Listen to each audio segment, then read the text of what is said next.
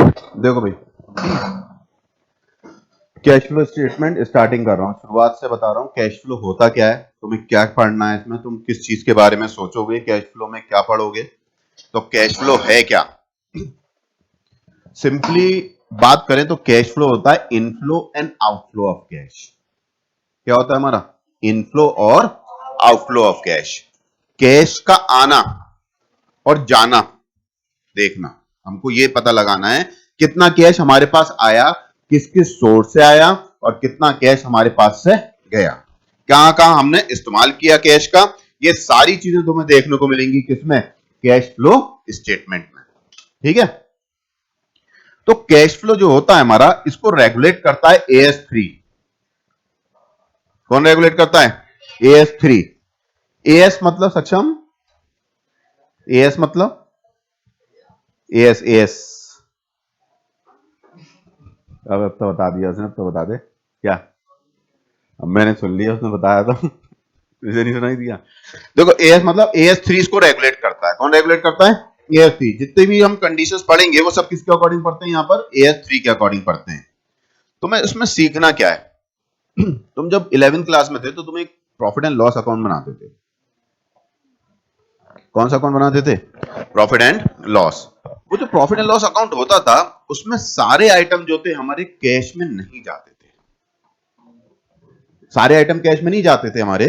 तो जो प्रॉफिट आता था हमारे पास वो एक्चुअल कैश को रिप्रेजेंट नहीं करता। किसको रिप्रेजेंट नहीं करता, एक्चुअल कैश को रिप्रेजेंट नहीं करता था।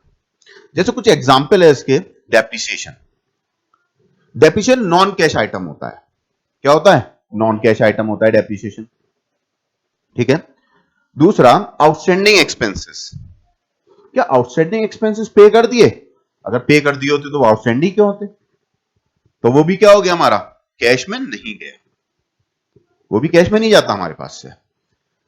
तो जो नेट प्रॉफिट होता है वो एक्चुअल प्रॉफिट शो नहीं करता। कुछ चीजें ऐसी होती हैं जो बिजनेस से रिलेटेड नहीं होती, वो इन्वेस्टिंग से रिलेटेड होती हैं। जैसे कुछ क्रेडिट साइड हम इनकम शो कर देते हैं, rent receive.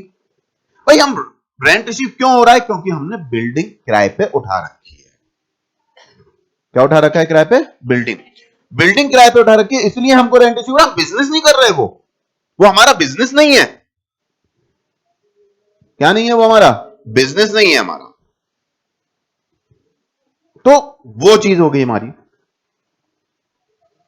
Dividend receive, dividend क्यों रिसीव होता है हमको, क्योंकि हमने शेयर में पैसा लगा रखा है, वो हमारा बिजनेस नहीं है। तो ये कुछ आइटम है जो कि नॉन ऑपरेटिंग है। क्या है हमारे, non operating, non operating item है। तो इनको हम कंसीडर करते हैं, पीएनएल में डालते हैं, इसीलिए जो नेट प्रॉफिट शो होता है वो एग्जैक्ट नहीं होता, एग्जैक्ट कैश को रिप्रेजेंट नहीं करता। किसको रिप्रेजेंट नहीं करता, एग्जैक्ट कैश को रिप्रेजेंट नहीं करता। अकॉर्डिंग टू द, अगर हम लॉ के अकॉर्डिंग देखें तो कैश फ्लो, जितनी भी लिस्टेड कंपनी होती हैं उनके लिए कैश फ्लो बनाना कंपलसरी है। बहुत इंपॉर्टेंट टॉपिक है। तुम्हारा 5-6 नंबर का तो हो गया किसमें, पेपर में, जो 80 मार्क्स का पेपर आएगा उसमें आ गया 5-6 नंबर का। दूसरा जो तुम्हारा प्रोजेक्ट होगा उसमें 8 मार्क्स का इसको कंसिडर किया जाएगा। 8 मार्क्स में ये क्वेश्चन आएगा तुम्हारे में करने के लिए। तो टोटल वेटेज अगर 12 का भी मान के चलते हो तो सबसे ज्यादा इंपॉर्टेंस रखता है, और आगे भी बहुत यूज का है, थोड़ा दिमाग को खोलेगा, तुम्हारे दिमाग को चलाएगा कि क्या चीजें होती हैं जो अभी तक तुम लोगों ने नहीं सीखा, वो यहां पे तुम सीखोगे। ठीक है, तो कैश फ्लो स्टेटमेंट जो होता है हमारा, मैंने बोला कि इनफ्लो कहां कहां से हमारे पास पैसा आया, और आउटफ्लो कहां कहां उसका यूज हुआ, application of the fund, application of the cash and cash equivalent. Prescribe period में किस कौन रेगुलेट करता है इसको, भाई AS3। कौन रेगुलेट करता है इसको, AS3। AS3 के अकॉर्डिंग हम इसको बनाते हैं। ऑब्जेक्टिव क्या है कैश फ्लो स्टेटमेंट के, सबसे पहले कैश मैनेजमेंट इसका ऑब्जेक्टिव है।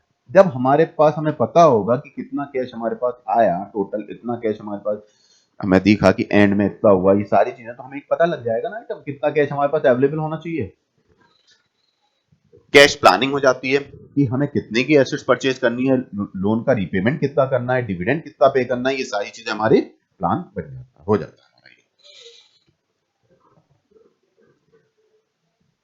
कभी कभी क्या होता है कि जो प्रॉफिटेबल फर्म होती हैं उनके पास भी लिक्विडिटी पोजीशन अच्छी नहीं होती है, वो सॉल्वेंट तो हैं लेकिन उनके पास कैश अवेलेबल नहीं होता। वो पता लग जाता है हमें, सक्सेस और फेलियर का रिजल्ट पता लग जाता है। तो कैश फ्लो स्टेटमेंट जो होता है उसमें 3 तरीके की एक्टिविटीज हमें देखने को मिलती है। कितने तरीके की? 3 तरीके की। पहली होती है हमारी सबसे important activity, cash flow from operating activity. According to the AS3 दो मेथड हमको बताए गए बनाने के। पहला मेथड होता है डायरेक्ट, दूसरा होता है इनडायरेक्ट। डायरेक्ट मेथड तुम्हारे सिलेबस में नहीं है, 12th में नहीं पूछा जाएगा। इनडायरेक्ट मेथड सिलेबस में है। तो जो ऑपरेटिंग एक्टिविटीज है, ऑपरेटिंग एक्टिविटी रिप्रेजेंट करती है कि जो बिजनेस हम कर रहे हैं उससे कितना इनफ्लो हमारे पास आया। क्या कर रहे हैं हम? बिजनेस जो कर रहे हैं उससे कितना इनफ्लो आया, वो एक्चुअल कैश जो हमें नेट प्रॉफिट शो नहीं कर पा रहा। कौन नहीं शो कर पा रहा? नेट प्रॉफिट शो नहीं कर पा रहा, वो यहां पर हमारे पास इस स्टेटमेंट से हमको पता चलता है कि हमारे पास कैश कितना आया। क्या करके? बिजनेस करके, ऑपरेटिंग एक्टिविटीज करके। पहली एक्टिविटीज हो गई हमारी कौन सी? Operating activities. जैसे सेल किया, कैश में गुड्स बेचे, क्या आएगा हमारे पास? कैश आएगा। किसको रिप्रेजेंट करेगा? इनफ्लो को रिप्रेजेंट करेगा। करेगा नहीं करेगा? इसी तरीके से कमीशन रिसीव्ड हुआ, कमीशन रिसीव भी क्या होगा? हमारा बिजनेस कर रहे हैं, हमें कमीशन रिसीव हो रहा है, तो ये भी क्या हो गया? हमारा ऑपरेटिंग एक्टिविटीज हो गया। क्या हो गया? ये ऑपरेटिंग एक्टिविटीज हो गया। दूसरी एक्टिविटीज होती है हमारी इन्वेस्टिंग एक्टिविटीज। इन्वेस्टिंग एक्टिविटी को याद कैसे रखते हैं? इन्वेस्टिंग एक्टिविटीज वो एक्टिविटी जिससे हमारी फिक्स एसेट्स, टेंजिबल या इंटेंजिबल, बोथ इंक्रीज या फिर डिक्रीज होती है। जब हमारी फिक्स एसेट्स क्या हो जाएगी? इंक्रीज हो जाएगी या डिक्रीज होगी, and incidental item thereto, और उससे रिलेटेड आइटम जो होते हैं वो सब किसमें आ जाते हैं? हमारे इन्वेस्टिंग एक्टिविटी में। मशीनरी परचेज करी गई, मशीनरी परचेज करोगे तो क्या होगा? कैश हमारे पास से जाएगा। मशीनरी बेच दी, सेल करी, तो क्या होगा? हमारे पास पैसा आएगा। किसका पार्ट है ये? एसेट्स कम हो रही है, ज्यादा हो रही है? फर्नीचर परचेज किया, किस चीज का आइटम है हमारा? इन्वेस्टिंग का पार्ट है हमारा। रेंट रिसीव्ड हुआ, रेंट क्यों रिसीव होगा? क्योंकि हमारे बिल्डिंग थी, हमने बिल्डिंग में क्या कर रखा था? पैसा लगा रखा था, तो ये क्या हो गया? हमारा इन्वेस्टिंग एक्टिविटीज हो गई हमारी। ठीक है, तो ये आइटम जिससे हमें याद कैसे रखना है? जिससे हमारी क्या बढ़ जाती है? एसेट्स बढ़ जाती है। क्या बढ़ जाती है? हमारी एसेट्स बढ़ जाती है। वो क्या हो गई? हमारी इन्वेस्टिंग एक्टिविटी, या कम हो जाती है वो investing activity. Incidental item thereto, incidental item होंगे।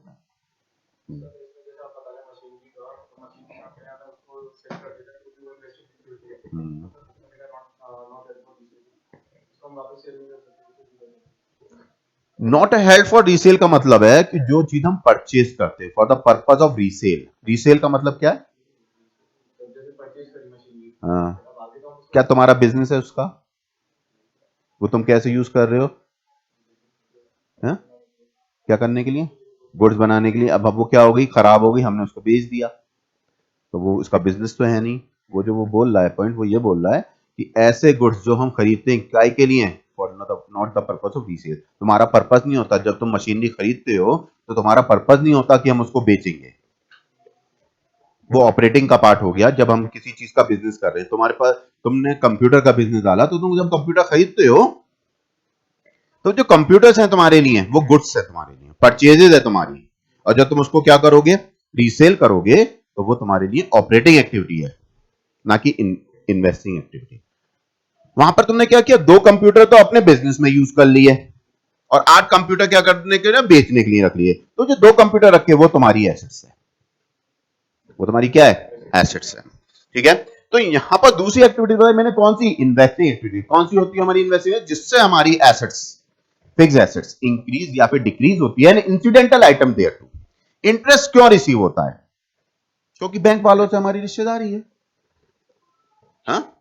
इसीलिए नहीं, हमने बैंक में पैसा जमा कर रखा है, हमने इन्वेस्टमेंट कर रखी है, हमने एफडी खोल रखी है, हमने आरडी खोल रखी है, इसलिए हमको इंटरेस्ट रिसीव हो रहा है।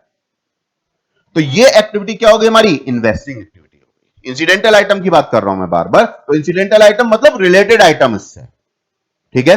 तीसरी एक्टिविटी क्या होती है हमारी, financing.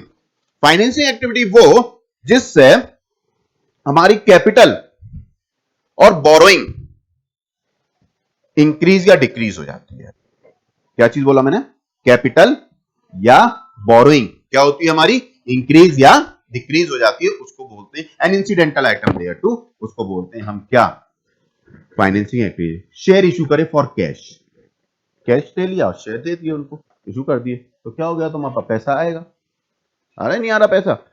Dividend paid, dividend paid किया, जब डिविडेंड पेड करोगे, क्यों डिविडेंड क्यों पे करते हैं, क्योंकि हमने शेयर इशू कर रखे, कंपनी ने डिविडेंड पे किया, क्यों पे किया, क्योंकि उसने क्या कर रखे, शेयर इशू कर रखे। इंटरेस्ट पेड किया, लोन ले रखा है, इंटरेस्ट पेड कर रहे हैं, ये क्या एक्टिविटीज होगी हमारी, फाइनेंसिंग एक्टिविटीज होगी। कौन सी एक्टिविटीज होगी हमारी, फाइनेंसिंग। तीन एक्टिविटीज के बारे में बात करी, पहली कौन सी, ऑपरेटिंग, दूसरी कौन सी, इन्वेस्टिंग, तीसरी कौन सी, फाइनेंसिंग। तीन एक्टिविटीज हमारे सामने नजर आई।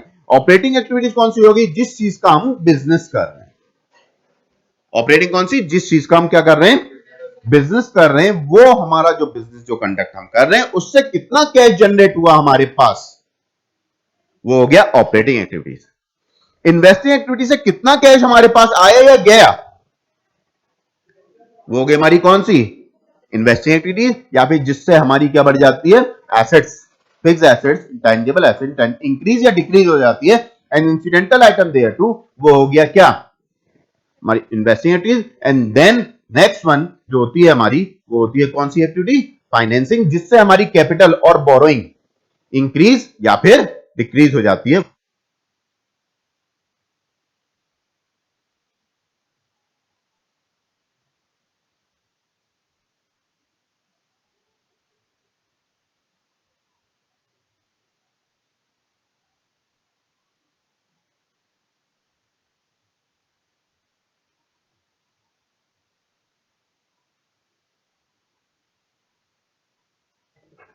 तीन बातें हो गई। चौथी बात कर रहे हैं cash and cash equivalent. Cash and cash equivalent, एक तो हमारे पास कैश होता ही होता है, एक तो वो कैश हो गया, and what is the cash equivalent. Cash equivalent क्या होगा, कैश का मतलब यहां पे बैंक बैलेंस भी इंक्लूडेड है। कुछ चीजें ऐसी होती है जो रीडली कन्वर्टेबल हो जाती है, किसमें, कैश में, उनको बोलते हैं क्या, कैश इक्विवेलेंट। जैसे हमारे पास एक चेक रखा है, कैश कार्ड, कैश कार्ड रखा है हमारे पास, वो भी हमारा कैश में हो गया। ऐसी सिक्योरिटीज, मार्केटेबल सिक्योरिटीज जो कि रीडली कन्वर्टेबल हो जाएंगी, बहुत इजीली मार्केट में सोल्ड करके तुम क्या कर सकते हो, उसको कन्वर्ट कर सकते हो। तो जैसे ट्रेजरी बिल्स मैंने बोला था, तो बैंक को इशू करती है ट्रेजरी बिल्स, वो हो गया हमारा। ट्रेजरी बिल्स के अलावा और भी बहुत सारी ऐसी सिक्योरिटीज हैं जो तुमने शॉर्ट ड्यूरेशन के लिए रख रखी है, जो भी व्हाटएवर शॉर्ट ड्यूरेशन के लिए तुम इन्वेस्ट करते हो, जो कि इजीली रीडली कन्वर्टेबल हो जाएंगी, वो किसमें आएगी, हमारी कैश एंड कैश इक्विवेलेंट में इंक्लूड करी जाएगी। किसमें इंक्लूड करी जाएगी, कैश एंड कैश इक्विवेलेंट में इंक्लूडेड कर दी जाएगी। ठीक है, चार आइटम हो गए हमारे। पहला कौन सा, ऑपरेटिंग, बिजनेस से रिलेटेड होगा, फाइनेंसिंग, दूसरा इन्वेस्टिंग, तीसरा financing, and cash equivalent. Operating बताया, रेवेन्यू प्रोड्यूसिंग एक्टिविटीज जो होती है हमारी, जिससे हम रेवेन्यू जनरेट करते हैं, are generally result from the transaction and other events that determine the net profit and loss of the organization। जिससे net profit and loss generate होता है, उसको हम बोलेंगे यहां पर। ठीक है, उसके बाद कौन कौन सी ऐसी एक्टिविटीज, ऑपरेटिंग एक्टिविटीज होती है हमारी, कैश इनफ्लो में क्या क्या आएगा, कैश से गुड्स बेचे हमने, कैसे, कैश में, तो वो क्या होगी हमारी, कैश से पैसा आएगा हमारे पास, इनफ्लो होगा उससे। Cash receive from debtor, debtor कौन, जिसको उधार पे माल बेचा, जिसको क्रेडिट सेल्स करी, वो पैसा दे रहा है हमको, तो हमारे लिए क्या होगी, वो ऑपरेटिंग एक्टिविटी का हमारे पास पैसा आएगा। Then next, cash receive from commission and fees, commission and fees receive हो रही है। नेक्स्ट, रॉयल्टी, रॉयल्टी का मतलब बताया गया था तुमको कि रॉयल्टी जो होती है एक राइट है। जैसे कि एग्जांपल दिया था, माइनिंग, तुमने किसी से माइन ले ली, अब तुम क्या करोगे, उसको रॉयल्टी पे करोगे। तुमने बुक लिखी एक और किसी पब्लिशर्स को दे दी, तो तुम्हारे पास क्या आएगी, उसके बदले में रॉयल्टी आएगी। जैसे जो फ्रेंचाइजी देते हैं वो लोग भी क्या करते हैं, रॉयल्टी पे करते हैं। जैसे बहुत सारी तो मैं देखेंगी कि यहाँ पे ब्रांड होते हैं हमारे पास, तो वो क्या करते हैं, रॉयल्टी पे करते हैं। ठीक है, तो रॉयल्टी हमारी क्या होती है, एक राइट होता है जिसमें बंदा गुड्स को इस्तेमाल कर सकता है, चीजों को इस्तेमाल कर सकता है, उसके बदले में क्या करता है, नाम इस्तेमाल कर सकता है, और उसके बदले में क्या करता है, पेमेंट करता है। जैसे कॉपीराइट हो गया, कॉपीराइट रॉयल्टी हो गया हमारा, है ना। तुमने देखा होगा कि गाना कोई गाता कोई और है और उसको पब्लिश कोई और करता है, वो राइट आ गया उसके पास। कैश आउटफ्लो कैसे होगा, कैश परचेजेस किया हमने, गुड्स परचेज करे, कैश पैसा जाएगा हमारे पास से। Payment to creditor, cash operating expenses, payment of wages, income tax का पेमेंट कर रहे हैं, पेमेंट जो कर रहे हैं, ये सब किस में आ गया, आउटफ्लो में आ गया। उसके बाद देखो बात आती है फाइनेंसिंग एक्टिविटी, डिफाइन किया गया यहाँ पर। तो activity that result in change in the size and composition owner capital, capital बढ़ जाएगी या कम हो जाएगी, चेंज हो रहा है, चेंज में बढ़ना भी नहीं घटना भी होगा। And long term depth of the firm, long term depth और कैपिटल, बोरोइंग मैंने वर्ड यूज किया था, बोरोइंग और कैपिटल इंक्रीज और डिक्रीज हो जाती है, तो उसको कौन सी एक्टिविटी बोला जाता है, finance and incidental item thereto, वो हो गई हमारी financing. Cash inflow, issue of shares in cash, share issue करे कैश में, क्या आएगा, पैसा आएगा। जब शेयर इशू करते हैं तो क्या बढ़ता है, हमारा कैपिटल बढ़ जाती है, बढ़ती है नहीं बढ़ती कैपिटल, तो इससे क्या होगा, हमारे पास पैसा भी आ रहा है। Issue of debenture in cash, debenture क्या होती है, हमारी बोरोइंग होती है, हमने पैसा उधार लिया है, लॉन्ग टर्म बोरोइंग, लोन वगैरह ले लिया तुम लोगों ने, पेमेंट किया लोन का, रिडेम्पशन किया प्रेफरेंस शेयर्स का, बायबैक किया इक्विटी शेयर्स का, पेमेंट ऑफ डिविडेंड किया, पेमेंट ऑफ इंटरेस्ट, ये सब जो आइटम से किससे रिलेटेड हो गए, हमारे आउटफ्लो से रिलेटेड हुआ। ये सब किस कौन सी एक्टिविटीज, हमारी फाइनेंसिंग एक्टिविटीज के अंदर आती है।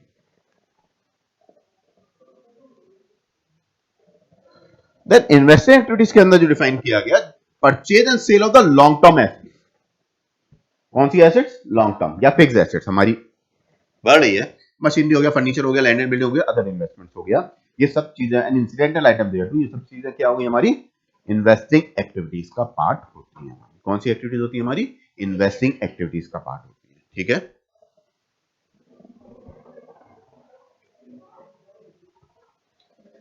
Cash inflow, sales of fix assets, fix assets बेचा, पैसा आएगा। सेल ऑफ इन्वेस्टमेंट, इन्वेस्टमेंट बेची, पैसा आएगा। इंटरेस्ट रिसीव, पैसा आएगा। इंटरेस्ट मैंने बताया कि इंटरेस्ट क्यों रिसीव हो रहा है, क्योंकि हमने कहीं पे पैसा इन्वेस्ट कर रखा है, वहां से इंटरेस्ट हमको क्या हो रहा है, यहां पर रिसीव हो रहा है। डिविडेंड रिसीव, डिविडेंड क्यों रिसीव हो रहा है, क्योंकि हमने क्या कर रखा है, शेयर परचेज कर रखे हैं किसी कंपनी के, तो हमारे पास क्या आ रहा है, यहां पर डिविडेंड आ रहा है, तो इसीलिए डिविडेंड रिसीव हो गया। कैश आउटफ्लो में क्या होगा, परचेज ऑफ फिक्स एसेट्स, हमने क्या किया, फिक्स एसेट्स परचेज करेंगे तो पैसा हमारे पास से क्या होगा, जाएगा। And then purchase of investment, investment purchase किया तो हमारे पास से पैसा जाएगा। ठीक है,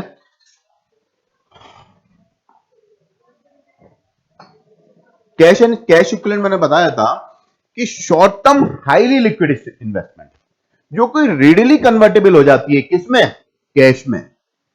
एक तो कैश है ही है हमारे पास, बैंक बैलेंस है ही है, उसके बाद कुछ ऐसी चीजें भी होती हैं जो बहुत रेडिली कन्वर्टेबल होती हैं, बहुत इजीली मार्केट में सेल हो जाएगी, और हमारे पास विद इन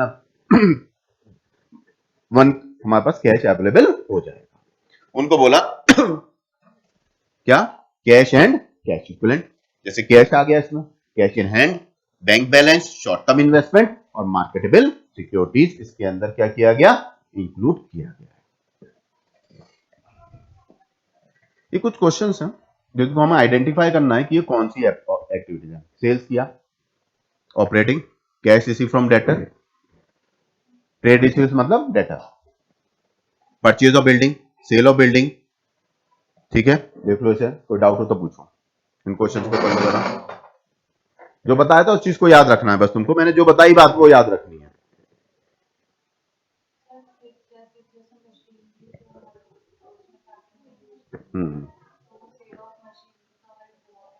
इन्वेस्टिंग में आ गया।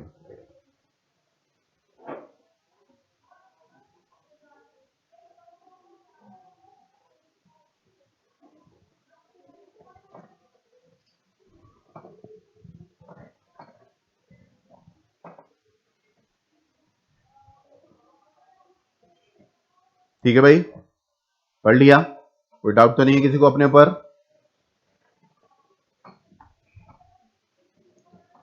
देखो नेक्स्ट है हमारा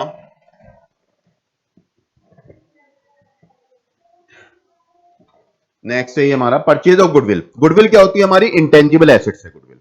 ये पहचानना बहुत जरूरी है कि हमारी एसेट्स है, ये लायबिलिटीज है। तो गुडविल क्या है? हमारी इंटेंजिबल एसेट्स, एसेट्स है हमारे लिए। तो ये कौन सी अगर कौन सी एक्टिविटी होगी हमारी? Investing. Sale of patent, investing activity. Short term deposit in a bank, cash flow. Commission receive, operating. Rent paid, operating. Paid किया है हमने रेंट, हमने फैक्ट्री ली थी किराए पे और रेंट पेड कर रहे हैं। कौन सी एक्टिविटी हो गई हमारी? ऑपरेटिंग की। Income tax paid, income tax भी ऑपरेटिंग कैटेगरी में आ जाता है। इनकम पे हम टैक्स पे करेंगे अपना। Bank balance, cash equivalent, office expenses, operating activities, investment in short term securities, cash equivalent.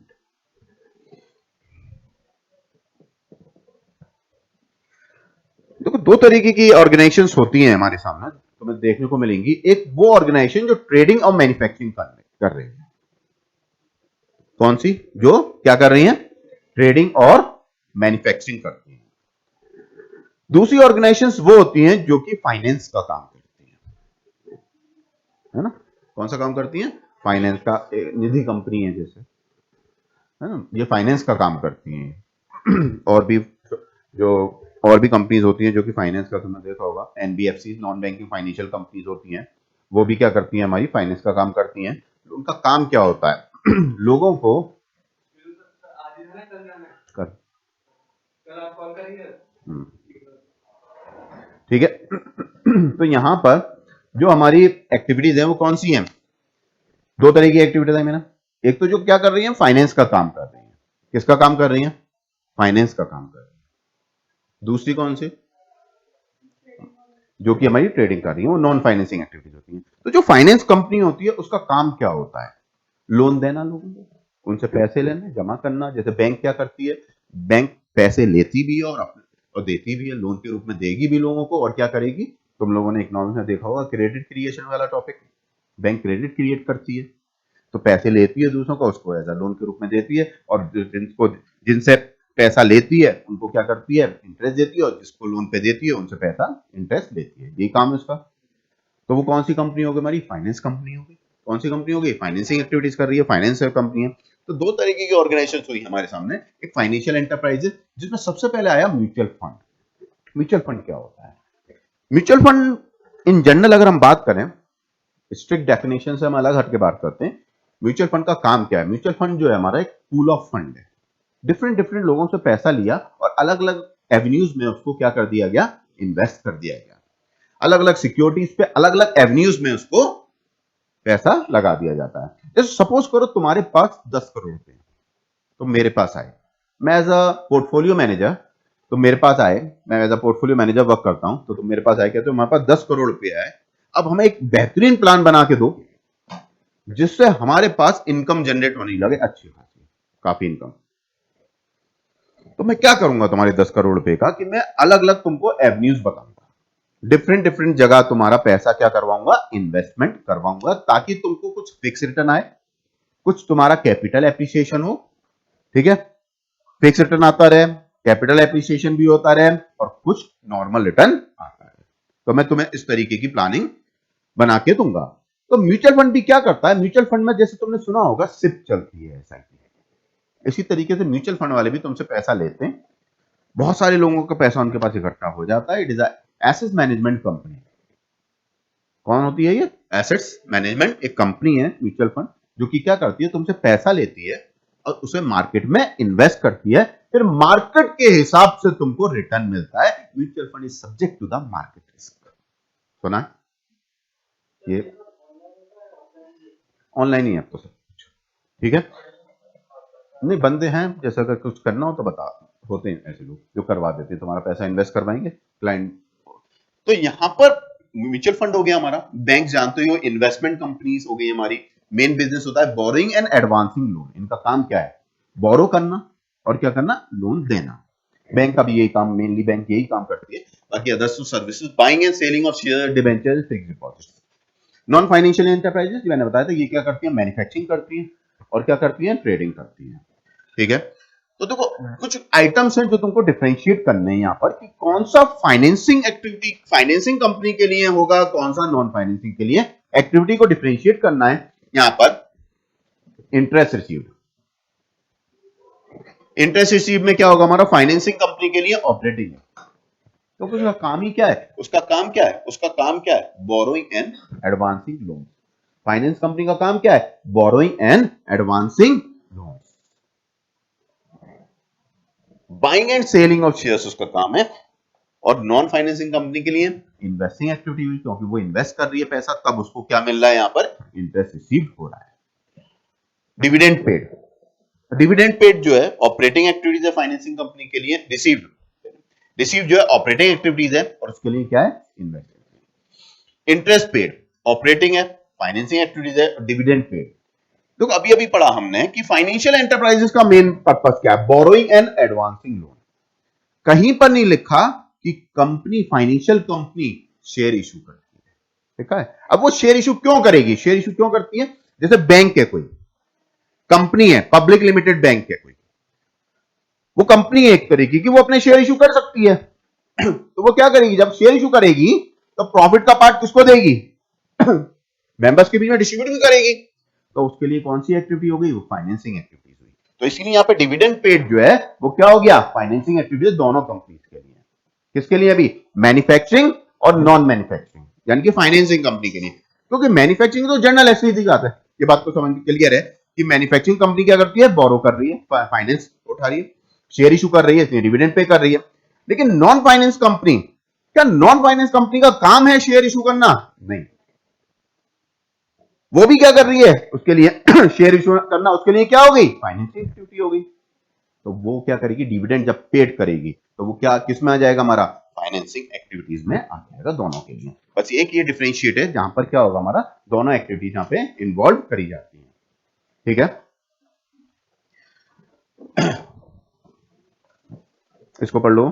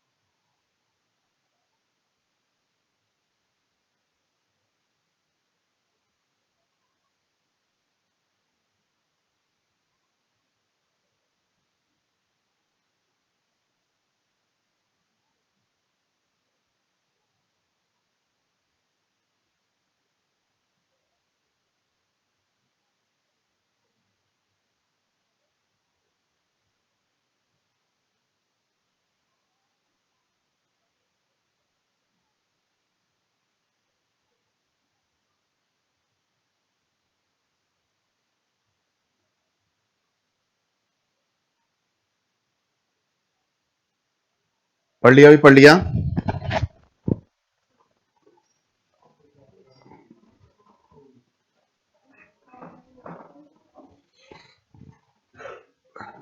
ठीक है भाई, तो देखेंगे यहां पर कि क्या इंपैक्ट आ रहा है हमारा। Purchase of inventory, inventory purchase करी हमने। क्या परचेज किया हमने? इन्वेंट्री परचेज करी है। कैसे परचेज करी? For cash. जब तुम इन्वेंट्री परचेज करोगे तो इन्वेंट्री क्या चीज होगी हमारी? इन्वेंट्री होगी ऑपरेटिंग। इन्वेंट्री क्या होगी? ऑपरेटिंग। इन्वेंट्री होती क्या है? स्टॉक समझ लो, है ना। मैन्युफैक्चरिंग कंपनी के लिए इन्वेंट्री प्रोड्यूस किया जाता है। तो purchase of inventory for cash, inventory purchase करी हमने कैश में, तो क्या होगा हमारे पास से? कैश जाएगा, तो आउटफ्लो हो रहा है। Purchase of goodwill on, purchase of goods on credit, goods purchase करे, क्रेडिट पे परचेज करे, उधार पे खरीदे, तो क्या पैसा जाएगा या आएगा? नहीं आएगा ना, ना जाएगा। सेल ऑफ गुड्स, 10,000 के गुड्स थे, कितने में बेचे? 12 में बेचे, तो 12,000 हमारे पास आ जाएगा, तो हमारे पास इनफ्लो है, पैसा आ रहा है। Sale of goods on credit, उधार पे बेचे, नहीं हो रहा, इनफ्लो हो रहा ना आउटफ्लो हो रहा। Purchase of fixed assets, assets purchase करी शेयर इशू करके। क्या करके? एसेट्स परचेज, तुमने टॉपिक पढ़ा था, issue of shares other than cash, तो वहां पर कैश का इन्वॉल्वमेंट नहीं होता, तो ना कैश आएगा ना कैश जाएगा, तो शेयर इशू करे तो इसमें भी नो इफेक्ट आएगा। ठीक है,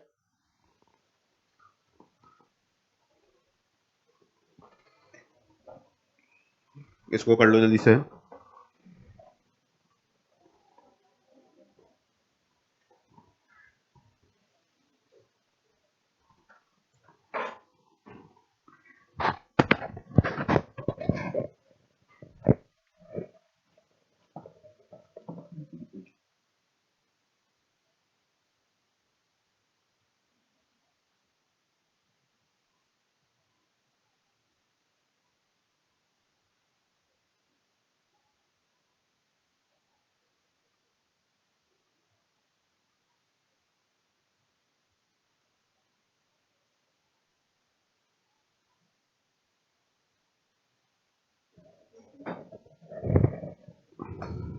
ठीक भाई, हो गया? ये हो गया।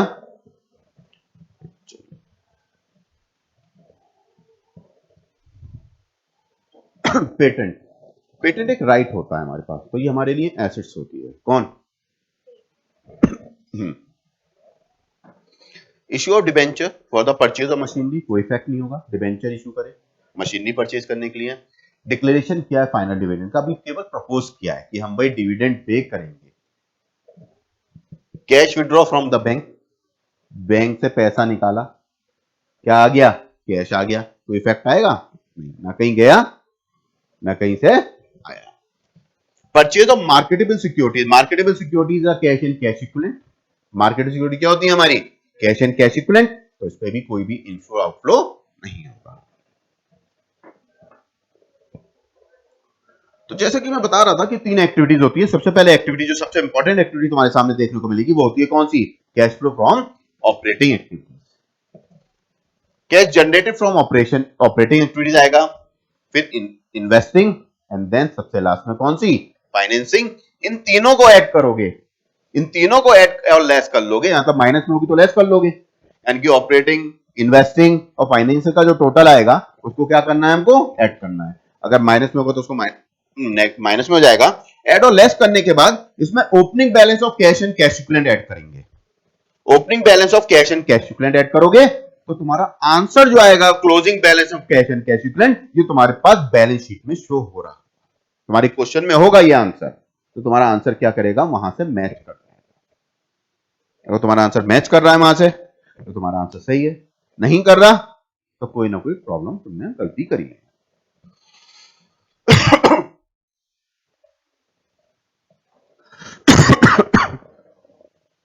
ऑपरेटिंग एक्टिविटीज, सबसे पहले लिखा जाता है नेट प्रॉफिट बिफोर टैक्स। क्या लिखा जाता है? नेट प्रॉफिट बिफोर टैक्स, जिसको निकालते हैं हम नेट प्रॉफिट बिफोर टैक्स को कुछ इस तरीके से हम कैलकुलेट करेंगे। करंट ईयर का प्रॉफिट ले लेंगे आफ्टर एप्रोप्रिएशन। आफ्टर एप्रोप्रिएशन का मतलब क्या होता है?